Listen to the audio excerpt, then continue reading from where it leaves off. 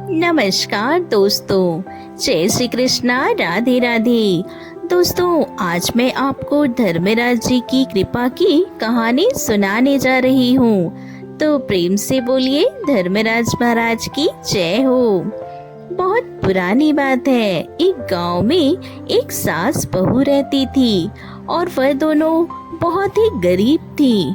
दोनों नित नियम से धर्मराज जी महाराज की कहानी सुना करती, नित नियम से कबूतरों को दाना देती। एक दिन धर्मराज जी ने सोचा, क्यों ना इन सास बहू की भक्ति की परीक्षा ली जाए।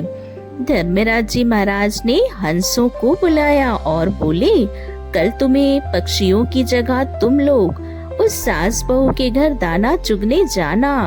देखते हैं कि दोनों सास बहू तुम्हें क्या खिलाती हैं। अगले दिन सुबह होते ही वह हंस वहाँ पहुँच गए। जब सास बहू दाना डालने आए तो देखते हैं एक भी पक्षी वहाँ नहीं है और सारे हंस हैं। तब सास ने अपनी बहू से कहा, आज तो हंस आए हैं और हंस तो दाना नहीं चुगते, इसके लिए तो मोती चाहिए। बहू बोलती है, माँ जी, हमारे पास मोती कहाँ से होगा, घर में तो खाने के लिए भी दाने मुश्किल से मिलते हैं। तब सास बोली, जाओ गांव के सेठ जी के घर से उधार मांग लाओ। तब बहू बोलती है, हम तो उधार मांग लेंगे, लेकिन हम चुकाएंगे कैसे। सास कहती है, हम हंस को भूखे पेट तो नहीं भेज सकते। तब बहू गांव के सेठ जी के घर जाती है और मोती मांगती है। सेठ जी कहते हैं कि तुम मोतियों का क्या करोगी। बहू बताती है, मेरे हंस आए हैं और उन्हें खाली पेट तो उड़ा नहीं सकते, इसलिए मुझे मोती चाहिए। सेठ ने सोचा, जब हंस चुगेंगे तो अच्छा मोती देने से क्या फायदा। सेठ ने टूटा फूटा और खराब मोती बहू को दे दिया। बहू सास को लाकर देती है। सास ने हंसों को डाला, हंसों ने मोती चुगा। हंस मोती चुगकर धर्मराज जी महाराज के पास पहुँचते हैं। जब धर्मराज जी ने पूछा कि सास बहू ने तुम्हें क्या खिलाया, तब हंसों ने बताया कि सास बहू ने हमें मोती चुगाए। धर्मराज जी पूछते हैं, उनके पास मोती कहाँ से आए।